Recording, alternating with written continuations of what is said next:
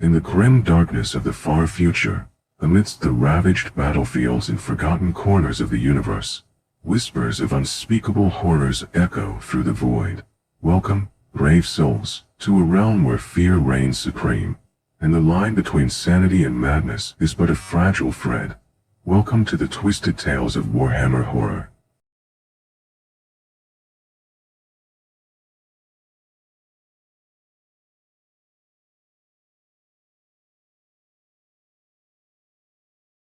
Sebastian Valent the first awoke to the surging patter of sleet on his bedroom window.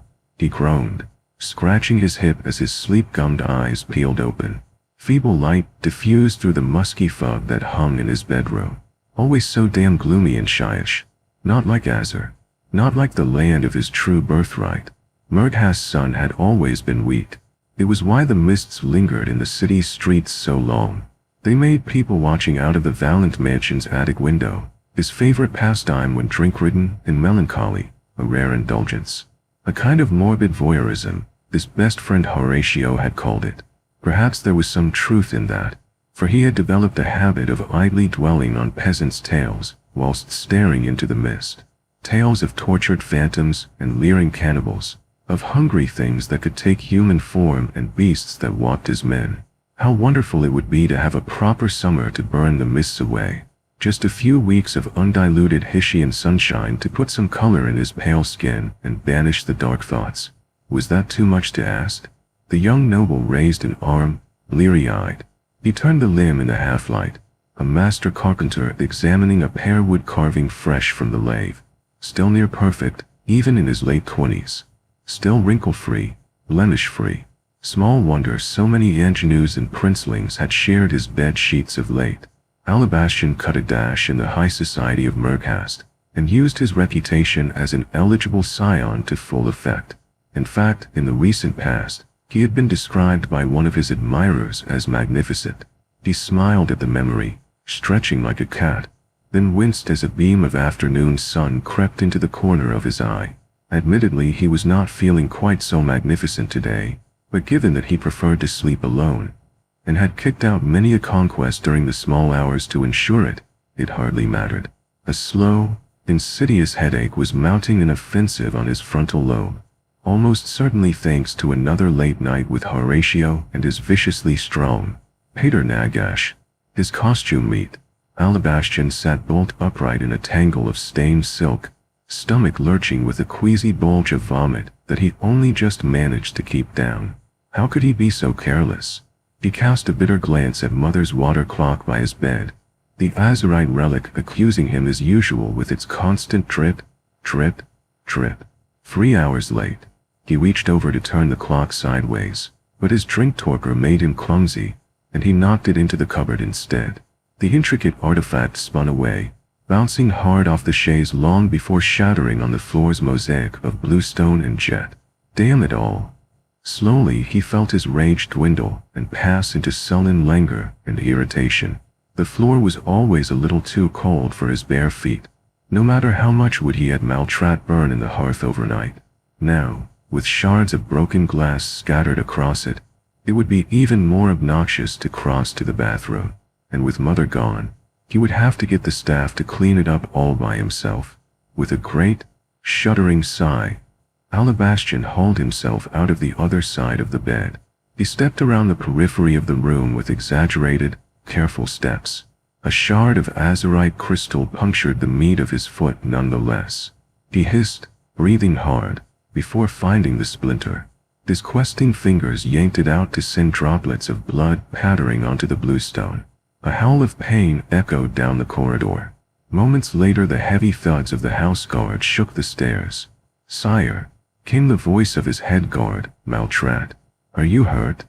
She had a deep voice for a woman, but given her wrestler's build perhaps there was little surprise. "It's just a splinter, damn it. You idle buffoons can go back to your card game." "If you are sure you are well, sir, I will leave you," said Maltrat. She bowed stiffly and made for the stairs. Zarentine, her second in command, met his gaze for a moment with a look of barely concealed contempt.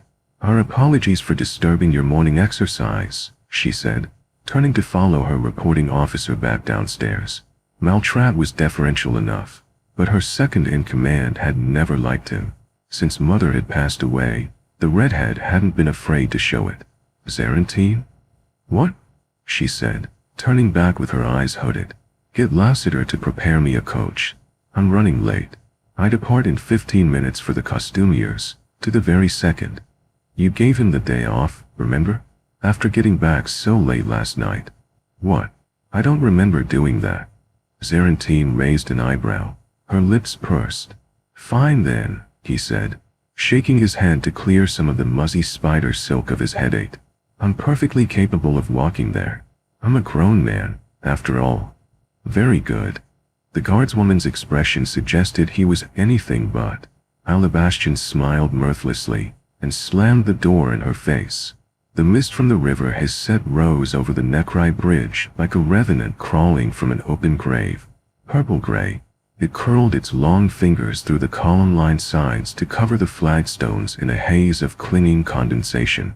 Beyond it the palace dominated the horizon, the baroque shadow of mansions built around it in the Azurite style only just visible through the mist. "More like cursed Olgu than Shyish, these days," muttered Alabastian. "Malerian's breath everywhere." In truth, the cool, wet mist was not near as dangerous as its Olwyn equivalent. It was a mere inconvenience rather than a hungering, sentient force.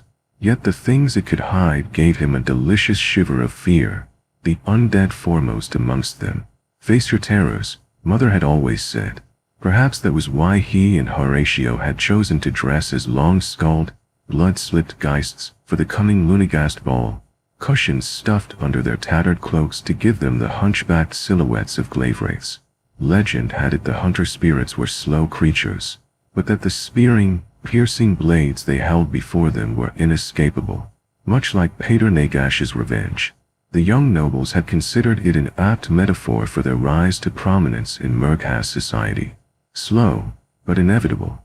As he strode towards his rendezvous at the costumiers, the mist's chill grasped Alabastian's shoulders and pushed its invisible talons into the meat of his chest. He pulled his jade pashmina tighter, tucking its ends into his doublet. Good cloth, he thought, distracting himself by admiring its pattern of interlocking valiant heraldry.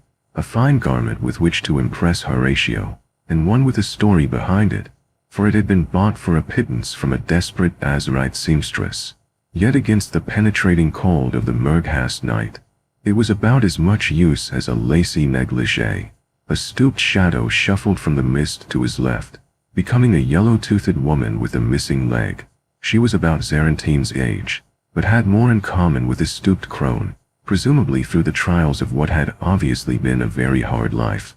Her smashed-up features were twisted into an eager expression, a brown plague stain on her forehead as if she had been splashed with blood that she had never bothered to wash off. "Sally from the castle," she said. "Water for a tale?" "I think not. I can spin a fine yarn about the old war, laddie, if you have a drop of aqua to loosen the tongue." "None for you, wretch," said Alabastian. "I have better things to spend my money on than hot air." "Sally from the castle," she shouted after him, as if he would bother to remember her name.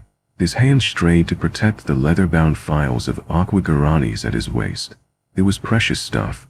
Even a few drips of the sacred water could cure a common ailment, or revive a dying rose with which to impress a paramour.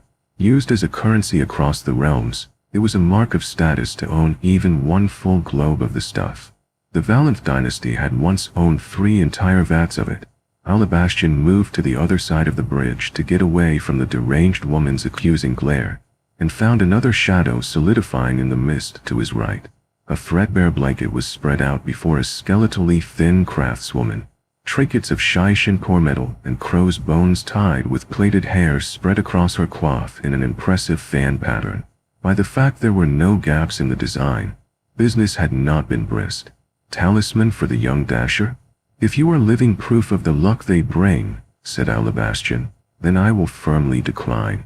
More beggars and madmen lined the bridge, crooning or hawking their wares.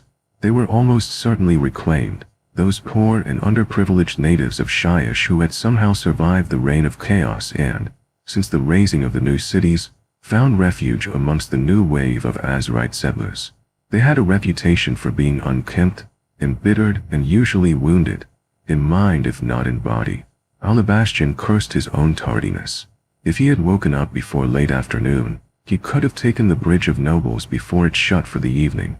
He could even have stopped for a little gossip with Gwora and the rest of the Black Halberds at Bridge's End, so as to have something to offer Horatio.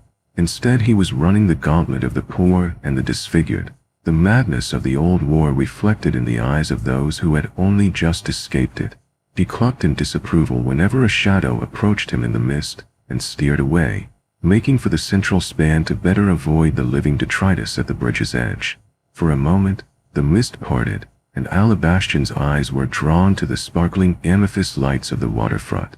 All those high buildings and glass-roofed palaces made for a grand sight, their rain-slick obsidian gleaming with the moisture of the river has set. "Please," came a wheezing, phlegm-thick voice. Alabastian nearly tripped over a kneeling figure, all but prostrate, on the flagstones. "A drop, sire. Please." The beggar was clad in a filthy green jerkin, head down as if in genuflection. A ratty, threadbare shawl covered most of his features, one eye staring out from the wrapping where the other was no more than a cataract lump. The man's arms were outstretched, lined with the most terrible sores, and his palms were offered up as if to receive a gift. Alabastian nearly choked in disgust as he saw the beggar was missing 3 of his fingers. The stumps were still wet with half-dissolute flesh, a fluid like off-white gruel dripping from the stubby remnants of his digits. "Please," hissed the apparition, his voice dry and hoarse. "Please, I beg of you, just a drop." "I think not," said Alabastian, staggering in his haste to get away. "Better luck in the next life." He pressed on, looking back to dispel a horrible, irrational suspicion the leprous beggar was crawling after him. He heard something skitter in the mist, and for a moment imagined the creature shuffling on all 4s towards him at unnatural speed. Must have been a bloat rat, he told himself. Nothing more. Still the young noble felt a burning need to run home and wash himself, to scrub his skin from head to toe in as hot a bath as he could stand. The idea of meeting with Horatio and playing at costumes had lost all its luster. He wanted nothing more than to hide in his bedroom and blast that specter from his mind with some strong Glimsforge sweet black. Yet already he had committed one faux pas by being tardy for a dressmaker's appointment. To miss it altogether would invite social rancor from an influential friend, and that he could not afford. Alabastian pressed on through the mist, glad beyond words to reach the far end of the bridge. Beyond it lay the cobbled streets that stretched towards the artisanry district. The Black Halberds kept the riffraff off the main streets. Their wages depended on it. He passed 2 of the guards at the bridge's barbican, their upright silhouettes in stark contrast to those of the dregs on the bridge. "Evening, sire." One of them ventured. "It is that," he replied, though not a good one. Something of his usual confidence bled into Alabastian's step once more as he continued on past the guards into the well-paved streets of Jewelers' Row and made his way for Tsindrel's costumiers.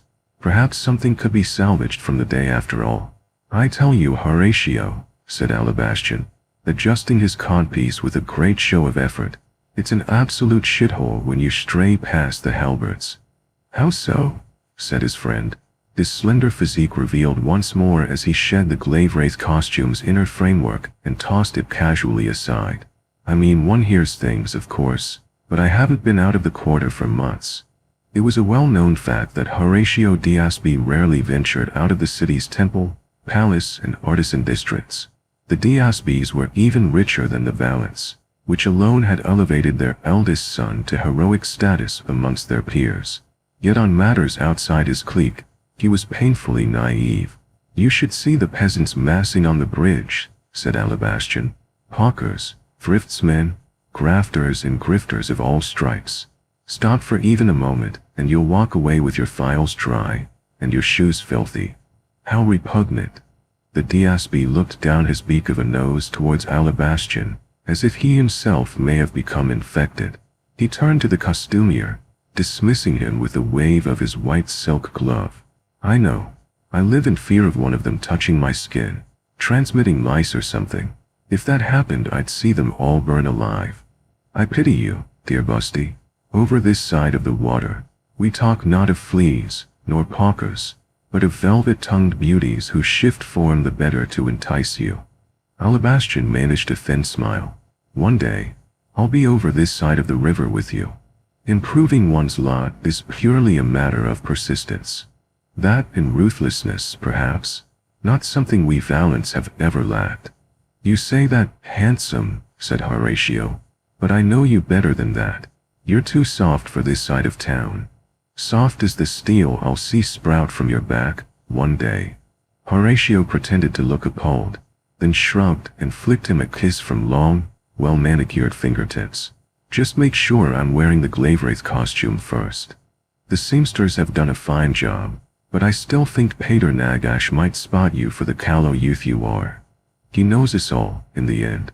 There is no escape. Alabastian frowned at the odd comment, approaching the velvet-shrouded mirror at the back of the room and idly moving its concealing cloth with an outstretched finger. Leave that, please, said Horatio. It's an heirloom I'm taking over to Aunt Dauntress. Father won't trust a courier with it. If he sees so much as a finger smear upon its glass, I'll feel his horsewhip. Still a tyrant, then? Only when he prizes himself from the morgue, sniffed Horatio. Anyway, see you at the ball next week. We're meeting at the Jewel for sundown. Don't be late this time, or I'll blacken your reputation even further.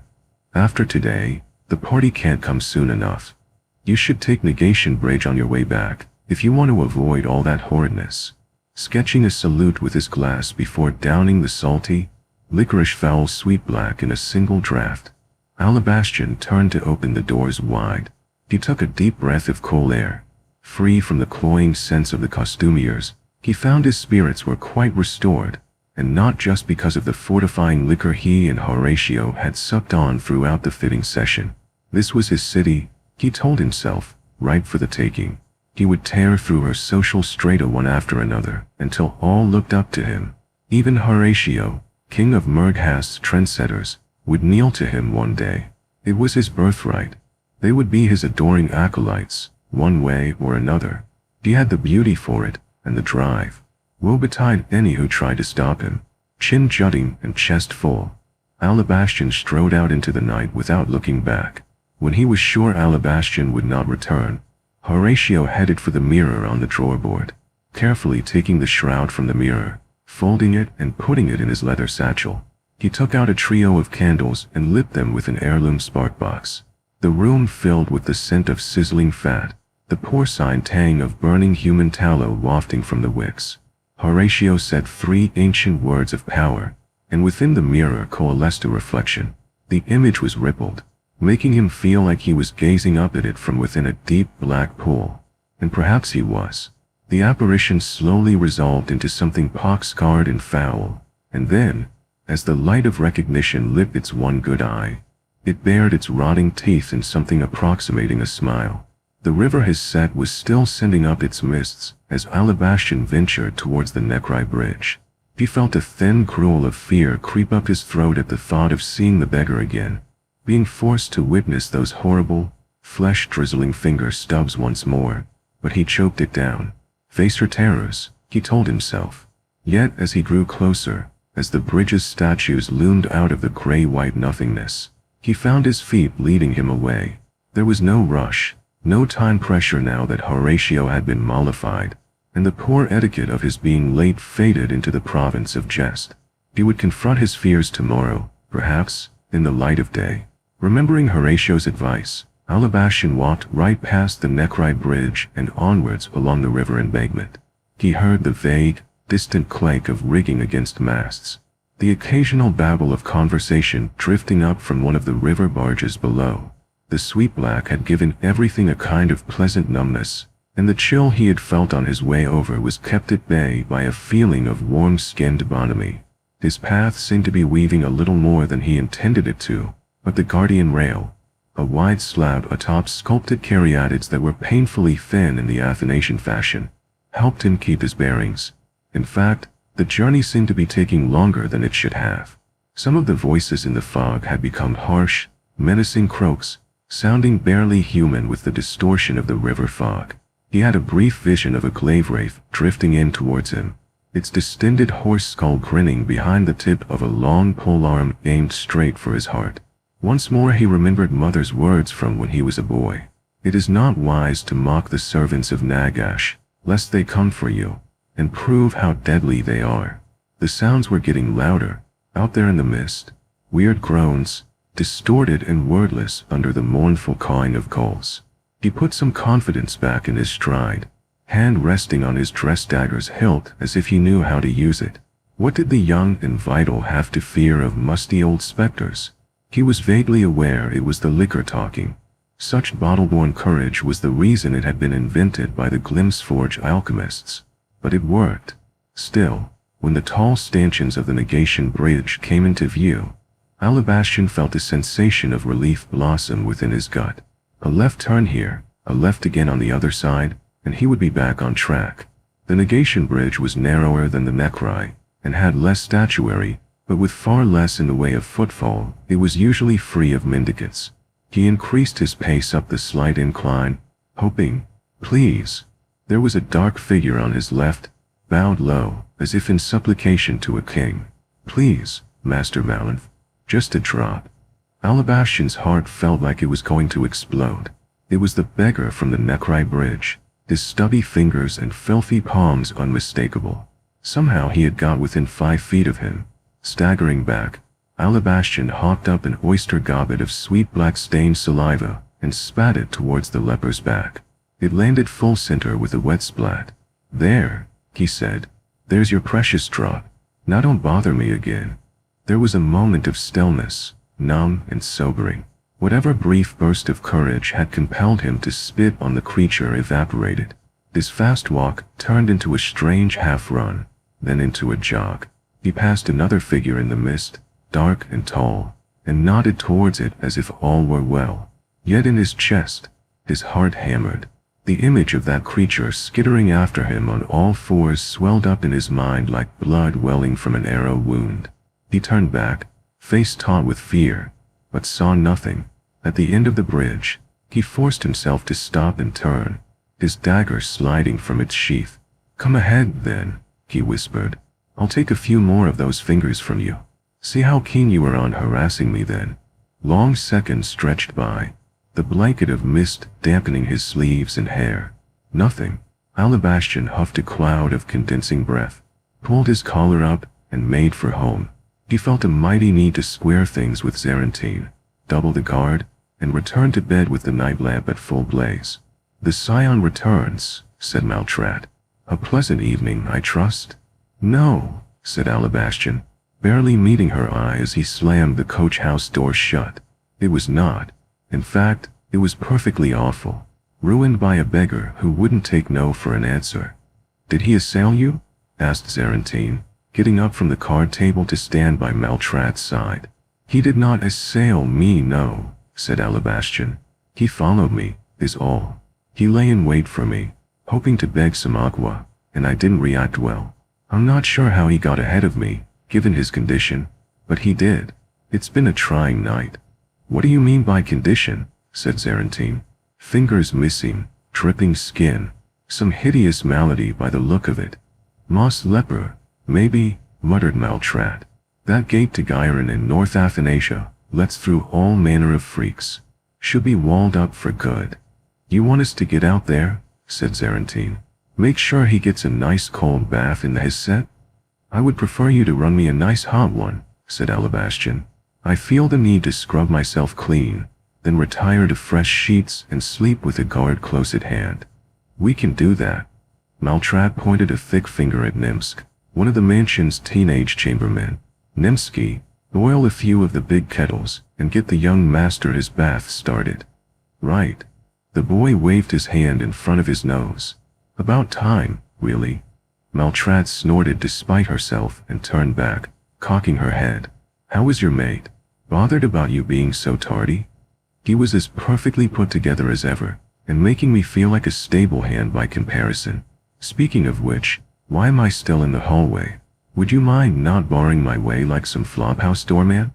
Sorry, young master, said Maltrat, stepping aside with her lantern jaws sticking out. "Old habits from my days in the dark jackets. Enter, by all means. We'll make sure there's someone in earshot at all times."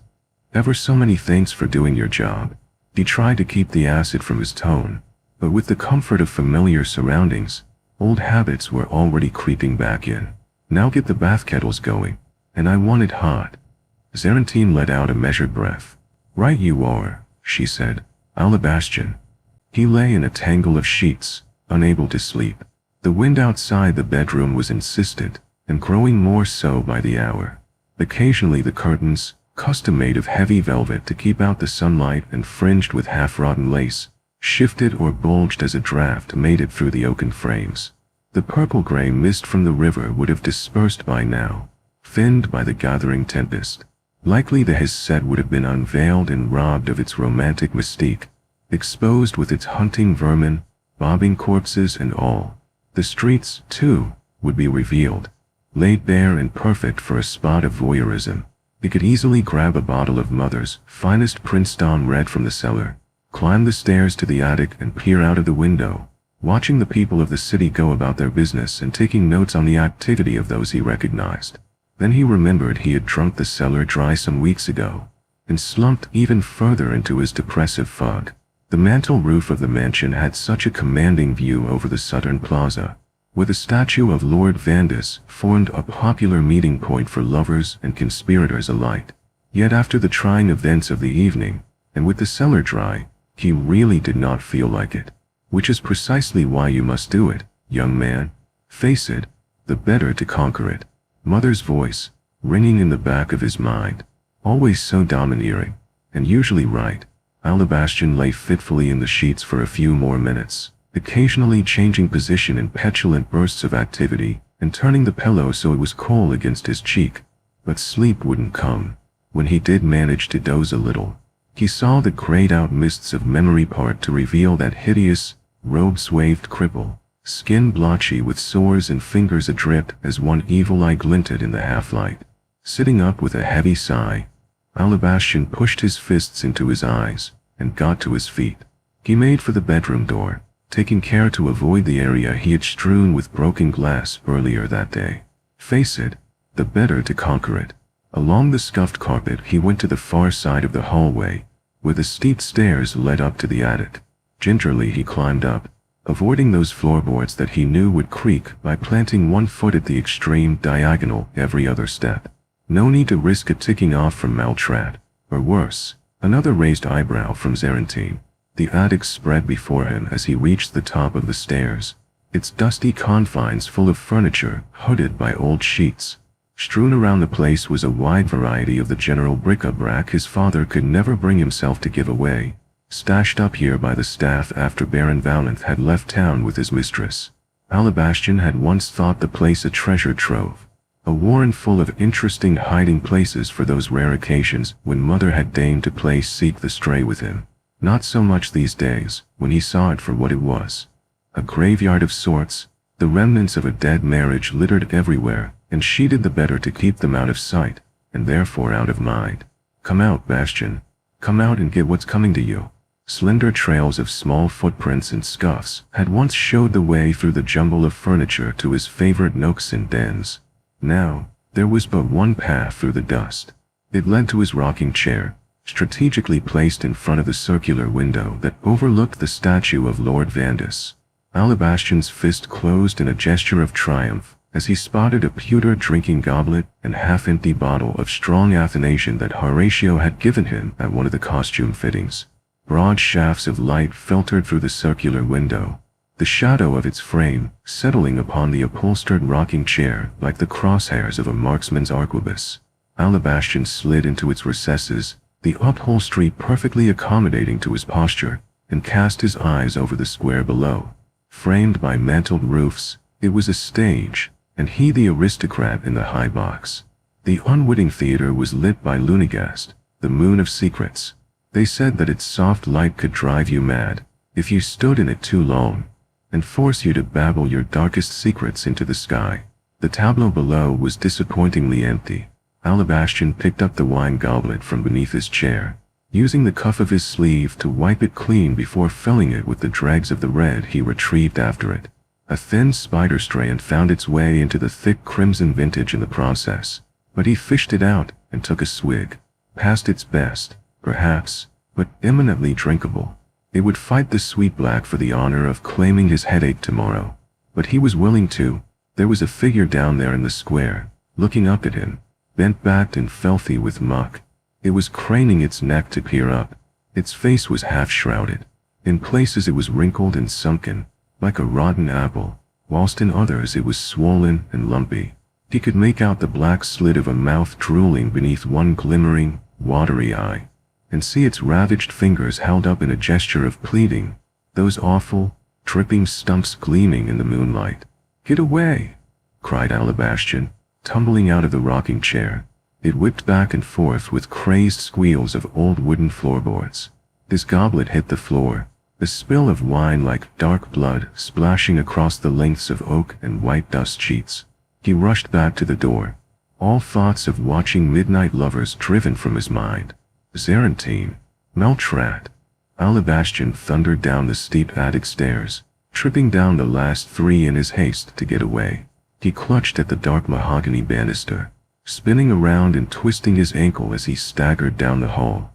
Maltrat, attend me, damn it. What is it? What happened? The close-cropped scalp of the house guard came into view on the stairs, followed by her broad shoulders. She gained the landing, eyes wide and alert and her hand on the pommel of her short sword. Zarentine came stamping up the stairs in her wake, hurriedly buckling on her breastplate. "That thing is outside, by Nagash. It followed me here. I didn't get it the awkward wanted, and now it's coming after me. Get out there and kill it." "We'll see him off for you, sir," said Maltrat. "Run him along, sort of thing. Send him packing." "You'll bloody well run him through," shrieked Alabastian. Zarentine was already moving, jumping the last few stairs to the hallway and grabbing a halberd from the rack above the door. She lifted the latch with the butt of the polearm, pushing it wide before slipping out into the misty streets as slick as an eel. Maltrat thumped down the stairs behind her, drawing her short sword and moving out with the gait of some unstoppable bailiff. Alabastian ventured down the stairs to watch them leave, then locked the door behind them with his heirloom key slide and ran back to his bedroom. He slammed the door of that, too, pressing his back against it before dragging a chair over and wedging it under the door handle. After what seemed like a solid hour of waiting, he heard the lock slide open in the front door. He said nothing, still feeling tightness in his chest. He couldn't help imagining the creature pushing its way inside to leave bloody handprints on the hallway plaster as it slunk up the stairs. Then came the clunk of boots. "Alabastian?" Zarentine's strident tones. He relaxed a little, standing up and straightening his jerkin. "Up here."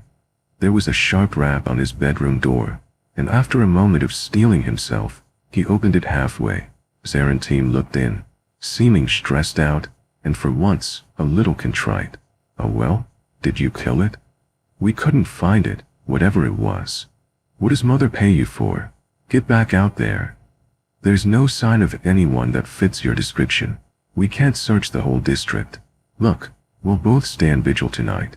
Maltrat will take downstairs. I'll be up here with you. No cards, no distractions. See that there aren't. It will be a miracle if I can get any sleep at all without you two yammering away in your cups." Zarentine shook her head, her concerned expression replaced by a far more familiar look of exasperation. "Just try and rest, you bloody craven, and lay off the liquor a while." "Rest," she says. "I'll not be getting back to sleep anytime soon. In fact, I think I'll come downstairs with you. Slum it for a bit. At least until we're sure I'm safe." Alabastian sat huddled under a blanket in the servants' quarters, stooped over a steaming cup of expensive Verdian tea as he stared out into nothingness. Maltrat and Zarentine kept him company, and every so often told him to get some sleep. Fools! How was he supposed to rest at all, with the vision of that thing foremost in his mind? So he sat, eyes unfocused and knees pulled up under his chin, waiting for dawn. He felt his hand stray down to his vial belt, and considered taking a few drops of aqua guaranis to keep him alert.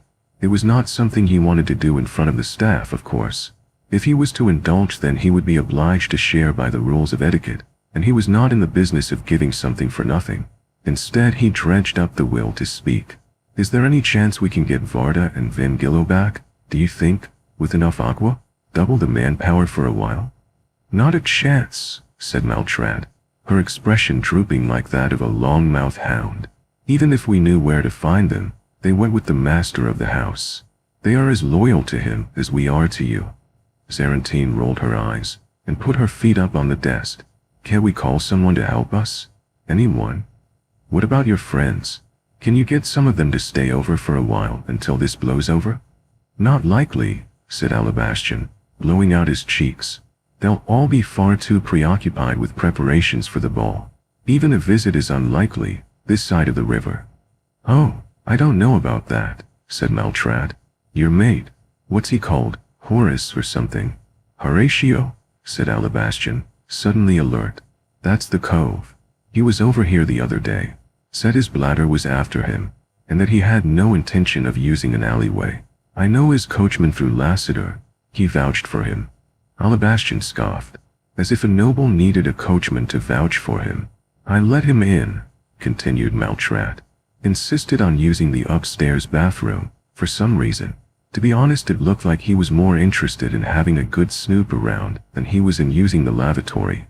Still, he might be interested in staying for a day or two, don't you think? You don't know Horatio at all. He never comes this side of the river. Not since Vin Brachard disappeared, anyway. You must be mistaken. Not the first time he's done it, said Zarantine. I remember something like that a few weeks back, Maltrad, when you were on leave. He's old Azar money, right? Tall fellow, with a nose like a butcher's cleaver. Alabastian nearly choked at the blatant disrespect. If the man has a weak bladder, that's his own business. It is not given to the staff to dwell on the shortcomings of their betters. Is this the sort of thing you talk about down here? You bloody well brought it up, said Zarantine. We're only trying to help, as usual. Right, said Alabastian. Let us sit in silence then. That way you might actually pay attention to what's going on around you. Fine words, from someone who spends the better part of each day slobbing around in bed. Alabastian felt his mood go from sullen to burning rage. Enough waiting. We get our swords, strap on our breastplates, and we go out there and find this bastard. I know where he lingers. Then when we bump into him, we'll slide a blade into his heart and whoops. Over the bridge's balustrade he goes, to join who knows how many hundreds of others floating in his set. He's a beggar, for the love of Sigmar, one of the reclaimed. No one will miss him. That way we won't have to worry about upping our vigilance. You addle-brained sots can go back to your cards, and I can get some damn sleep. Quite the speech, said Zarantine. He needs sleep. That much is pretty obvious, muttered Maltrad. Murder is not within our purview, young man. Your mother would be appalled. I have to admit, the boy's suggestion has some appeal, said Zarantine. You serious? Said Maltrad, her eyes wide. I thought those days were over. Depends on the circumstances, shrugged the redhead. And these, despite our man here being the most irritating waste of space I've ever met, are not usual circumstances. We live in Shyish, said Maltrad. If people started killing one another at every night phantom or knocking guys, there'd be no one left come winter. Whatever it is that's stalking Alabastian is staking the place out. That's different. And if it knows where we live, I'd rather see it put down hard. It's a beggar, Caitlin, said Maltrad. A plague victim or a warrior come out of the old war in the wilds, before Pater Nagash took back what was owed him. I'm not going out there to stab someone I don't know, even if the young master is certain of his guilt. My father didn't bring me up like that. Alabastian felt the wind sad out of his sails. When Maltrad set her mind to something, she would not be budged. I'm going back to bed, he said, rubbing the heels of his palms into his eyes. I'll come up with you, said Maltrad. Keep a vigil on the upper half of the place. I think I would prefer Zarantine on the top floor, said Alabastian, and you as far away as possible. He pulled a sour expression before leaving the servants' quarters, climbing the stairs to his bedroom with his footsteps as loud as he could make them. He yawned, slamming the door behind him and slumping into bed. His head felt full of broken glass, and his eyes were aching from stress. He burrowed under the silk sheets, feeling like death, and stewed in his own dark imaginings. It took an hour and a half of sour, petulant thoughts, but eventually he fell asleep. In the small hours, when the city was almost still, the night pushed tendrils of amethyst and gray across the landscape of Alabastian's mind. He dreamed of vile, uncanny things, stilt-legged and scalpel-gloved with long masks protruding from their faces in the manner of a mosquito's proboscis. They twitched and spasmed as they came closer. With the irrefutable logic of dreams, Alabastian knew their intent to operate no matter the cost. Suddenly he was surrounded by them, laid out on the slab under their staring lenses. It was not the dissection table of a hospice, rather one at the center of Merghast's great scholar theaters.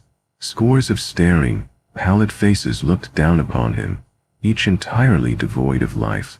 The lecture was in session, and he was the subject. "His thread grows thin," said one of them, his voice tinny and distant. "We will have to cut deep, deep indeed, to find the soul," nodded another, "if it has not already atrophied to nothing." There was a hammering noise from high up in the amphitheater's shadowed eaves, rattling and urgent. Several of the strange surgeons looked up. "The visitor is here," said the tallest of them. "So early," mused another. "We had best hasten," said a third, "or the chance will be gone. Then bring forth the liquid of life." As one, the scalpels cut into Alabastian's hip, belly and throat, and he began to scream. "Sir, are you all right?" Maltrat had burst through the door like the first warrior through the breach of a lengthy siege. Her teeth were bared and her short sword drawn as she took in every detail of the room.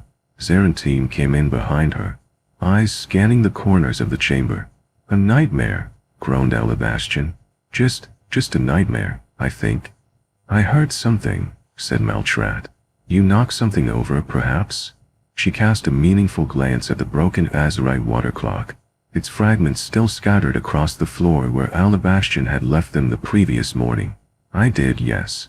Though it was some time ago." "What did you hear?" "Banging, rattling. Thought it was a storm at first, or at least high wind. But there's been not so much as a drop of rain, and Lassiter said it's been calm all night." She shrugged, the leather of her armor groaning. "Probably you thrashing around. If you were in the teeth of a bad dream." Alabastian felt his limbs grow heavy and cold. Propping himself up on his hip, he turned to the window and parted curtains of heavy velvet with a long index finger. Moonlight streamed through, or at least Merghast's grudging semblance of it. He winced nonetheless, his head suddenly pounding, then forced himself to look again through hooded eyes until the pain itself sprang into focus. The large, arched window was smeared with dirt, weird fluids and streaks of blood. "Those are fingerprints," said Zarentine, leaning in close. "Look." As Alabastian squinted closer, he saw the unmistakable marks of human fingers left on glass. Not enough for a whole hand, but prints nonetheless. Even in her paranoia, Mother had never fortified the upper windows with more than a sturdy lock. She had once told him that to shutter them altogether was to consign the topmost floors to perpetual gloom. The outer wall was sheer and well-maintained, 30 feet from the forbidding barb-crowned perimeter of the garden, and a razor-sharp, glass-toothed overhang jutted out over 6 feet above it to see off the rope and grapnel of any truly determined thieves. It was a point of pride of the Valenth dynasty that their city mansion was a castle that had never been breached, and yet it was plain to see there had been something outside his window, in the small hours of the night. Something filthy and hungry to get in. "Okay," said Maltrat. "Okay. First light hour tomorrow, Zarentine and I go on the hunt." So early in the morning, the Nekrai Bridge was all but deserted. It was cold, colder than Maltrat had expected. The chill was seeping through her thick furs, and the morning mists were thick and clinging. Wisps trailed from Zarentine's legs as she trod the cobbles just ahead. Not for the first time, Maltrat's thoughts turned to childhood stories of the illuminating realm, where the sun always shone and the answers to every problem hung like ripe fruit on a low bough. Right now, she would brave a realm gate to Hysh without a second thought. Even Akshi, with its fierce people and burning hot wastelands, would be preferable to the omnipresent gloom and chill of Shyish. Why do you think the Valents chose this benighted place as their settler gains? Opportunism. Plenty of grave goods here for the taking, if you've the steel for it. If they had, it's not carried down the generations. I'll wager he's hiding under his bed even now. Almost certainly. Why are we doing this again? Just so we can tell him we have.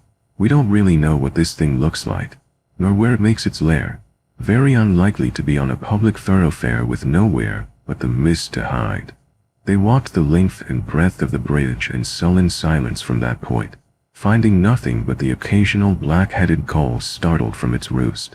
Wherever the beggar creature was, it was not on the bridge. That much was becoming clear.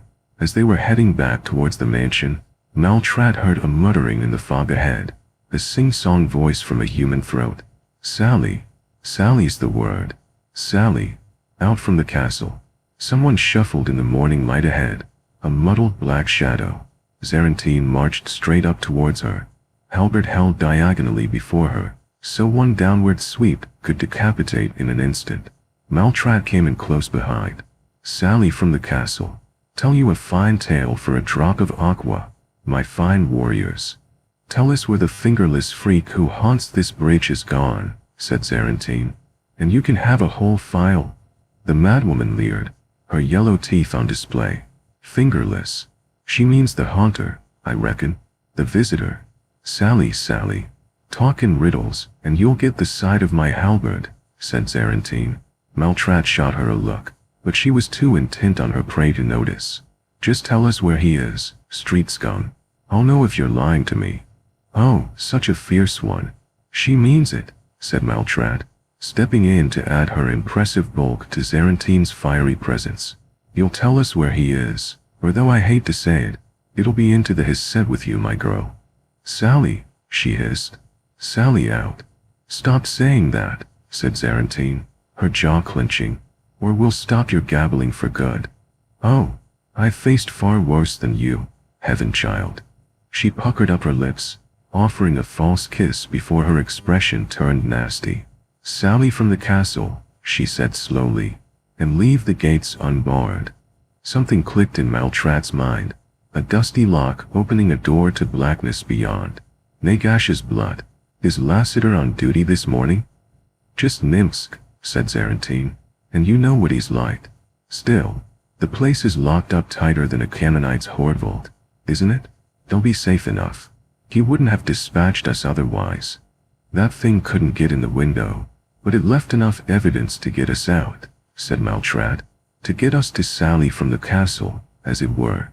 Could it already know how to break in, with the window smeared as a ruse? The tailspinner's grin flashed in the gloom, defiant madness glimmering in her eyes. She's cleverer than she seems, this one. Maltrat broke into a run back the way they had come, Zarentine close at her heels. The redhead soon overtook her, casting her halberd into a nearby gutter so she could make a proper sprint. By the next corner, Maltrat ran on alone. The hairs on Alabastian's forearms had risen fast when he'd heard a thin creak and a flurry of muffled thumps come from the attic. Fear had driven him out of bed more than anger. More than that, it was the need to have an end to it and sink into the blissful oblivion of proper sleep. Nimsk, he called downstairs. Nimsk, come up here this minute. There was no answer. Stupid youth was probably still asleep. He told himself it was righteous fury that drove him onto the landing and to the base of the attic stairs, the noble indignation of the man of the house who finds another on his land without permission. In his heart, he knew it was injured pride, frustration, and a sense that if he cowered so long that someone else went up in his stead, he would never rise to be the man of the house. Not truly. An idea struck him. Making his way to the craft room at the back of the second floor, he rustled around amongst the dust-covered bric-a-brac of Mother's artisan supplies. It was nerve-twisting work, having his back to the door. Every moment he half expected the beggar thing to jump on his back and sink its fingernails into his neck. His hands were shaking by the time he found what he was looking for. A large crystal phial of action printer's vitriol, potent enough to etch metal. Face your terrors, little darling, or live forever in the shade. With a sigh of leather, Alabastian's short blade slid from its sheath. He made his way up to the attic. Only his bullseye lantern and thin shafts of moonlight illuminated his path. A ray of light gleamed from something wet on the third stair from the top. He stooped, looking closer at the bubble-dotted liquid. Phlegm, by the look of it, spattered on the threadbare carpet strip that was pinned to the center of the mahogany stairs. It was cloudy and discolored with black streaks. Alabastian was suddenly conscious of the sweat on the ribbed leather grip of his heirloom sword. He had a terrible feeling that the tighter he clutched it, the more likely his hand would cramp at a critical moment. Teeth clenched hard, he made it up the last few steps, one of which gave a slight creak. The curved-top door to the attic was closed. It was never closed. A bead of sweat tickled the nape of his neck despite the chill.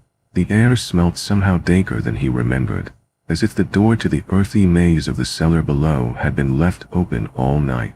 He found himself longing for Zarentine, imagining her going up before him with the point of her halberd leading the way.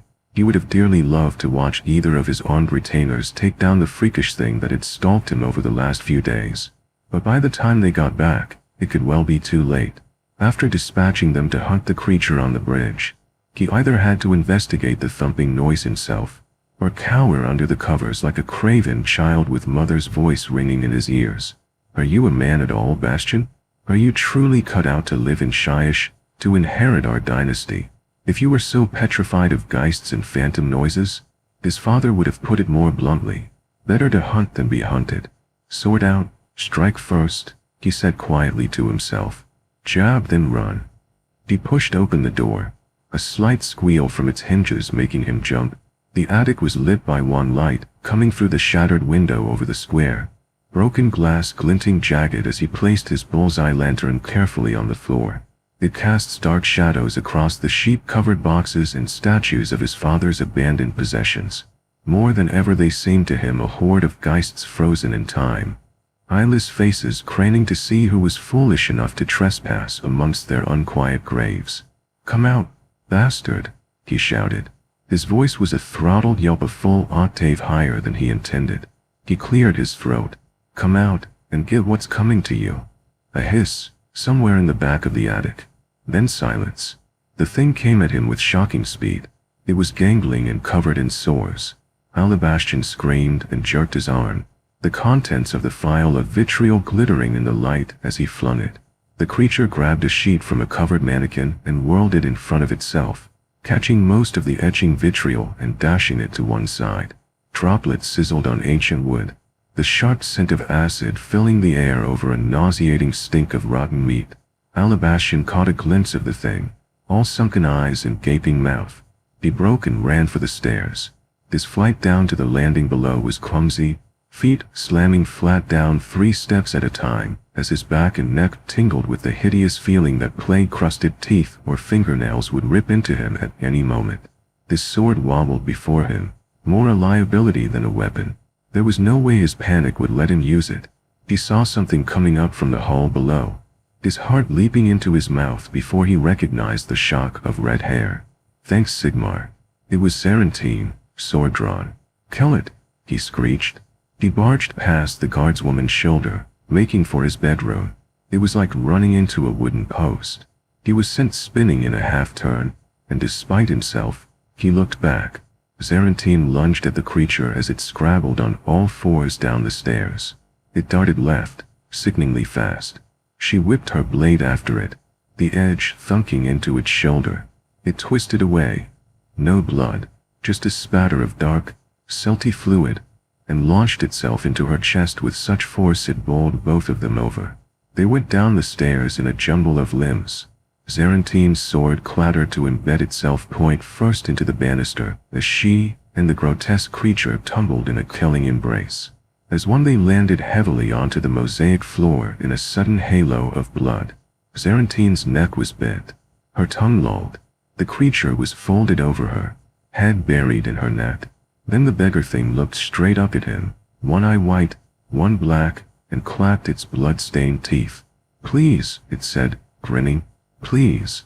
It came fast up the stairs on all fours, more like a hound than a man. Gone was the shuffling, bent-backed slowness of the cripple he had seen on the bridge. Here was a predator clad in rags, many of its claws missing but its teeth and eyes shining bright. It rushed towards him, the staccato thumping of its feet setting his mind aflame. Alabastian staggered away, instinctively backing into his bedroom. His heart was pounding. Defend the door, he thought. Cut anything that comes through. He looked back. That awful face leered up over the last few stairs, gore dribbling down its chin. Please, it hissed. Please. Just a drop. He stood in guard, as Mother had taught him.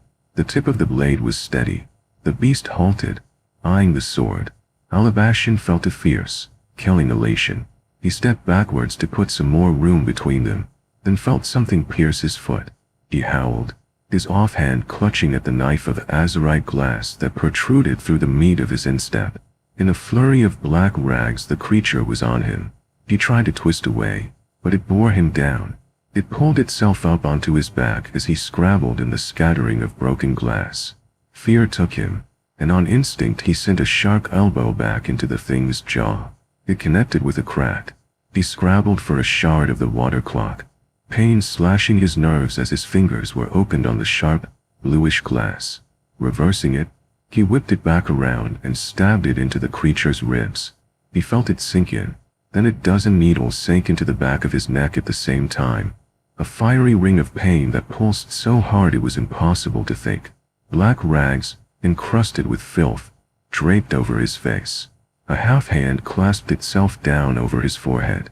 One of the missing fingers smeared lukewarm, peach-colored fluids over his eyebrow, the awful substances trickling over his eyelid as he shook his head as violently as he could.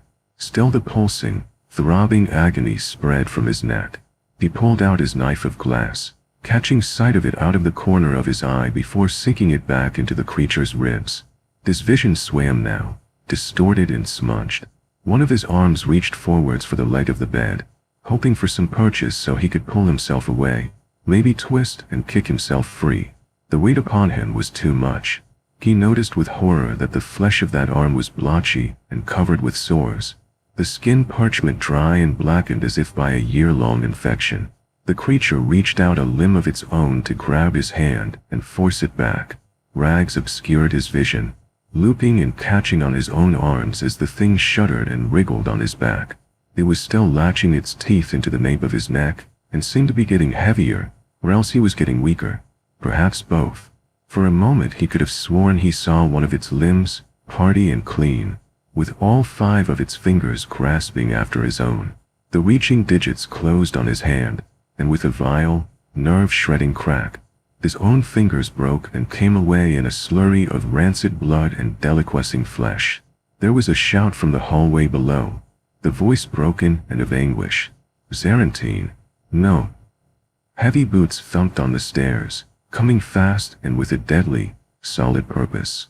Whoever you are, I'll kill you. Maltrad, thanks Sigmar. Seconds away from salvation, retribution. Even, something gave in Alabastian's chest, his ribs cracking and his lungs emptying in an awful, shuddering sob.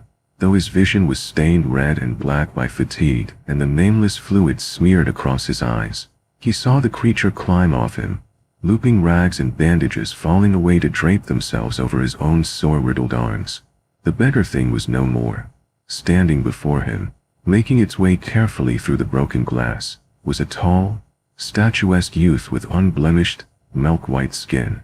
He felt his innards clench, smelt the foulness of his own rotting form as it turned to look down over its shoulder at him. The creature smiled, perfect teeth glinting in the half-light.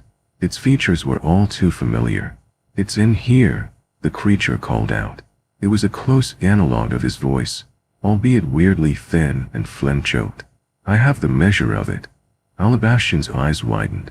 He grasped out for the bed leg again, pulling himself hard to shuffle and wriggle underneath it in a cloud of dust and flakes of skin. Spikes of pain pierced him, but in his fear, he barely registered them.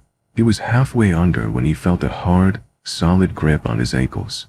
As Maltrad hauled him back out, slivers of broken glass shredded his belly and chest. He tried to speak, to protest, but it came out as an inhuman moan. The changeling that had taken his form leered down at him. It hawked up a goblet of phlegm and spat. The wad of saliva spattered on his cheek, a final indignity. Maltrat's blade pinned him to the floorboards, and in a final shudder of wretchedness, he died. "Take it outside and burn it," said Alabastian Valenth II.